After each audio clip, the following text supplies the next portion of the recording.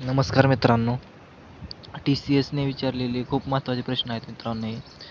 तर याचा PDF आपल्या WhatsApp चॅनलला मिळेल तुम्हाला आणि 100 प्रश्न आहेत एकूण मित्रांनो.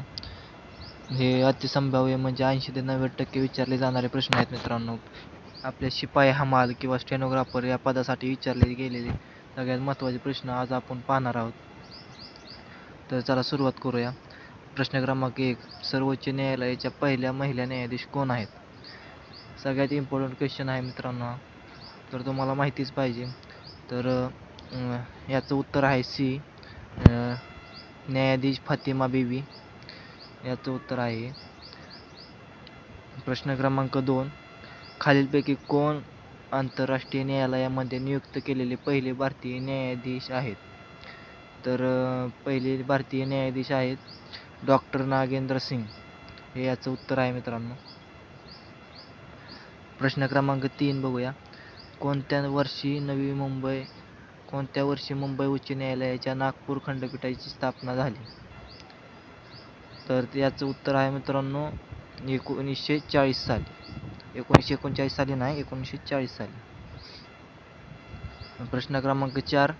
टिंबटिंब या एकमेव संघराज्य प्रदेशात स्वतंत्र उच्च न्यायालय आहे? तर याचं उत्तर आहे दिल्ली.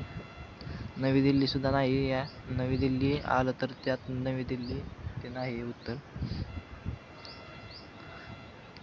प्रश्न क्रमांक 5 आहे. सर्वोच्च न्यायालयात 2G स्पेक्ट्रम घोटाळ्याशी संबंधित जनहित याचिका कोणी दाखल केली?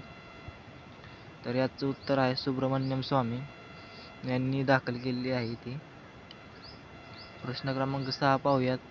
मुंबई, मद्रास, कोलकाता येथील भारतातील पहिले उच्च न्यायालयाची स्थापना कधी झालेली आहे? ह्याची स्थापना 1861 मध्ये झालेली आहे मित्रांनो.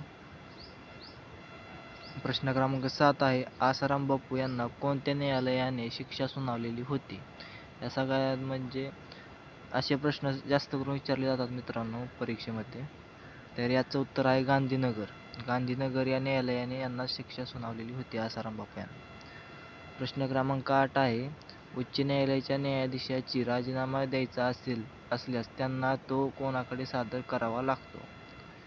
तर याचं उत्तर आहे राष्ट्रपती याचं बरोबर उत्तर आहे.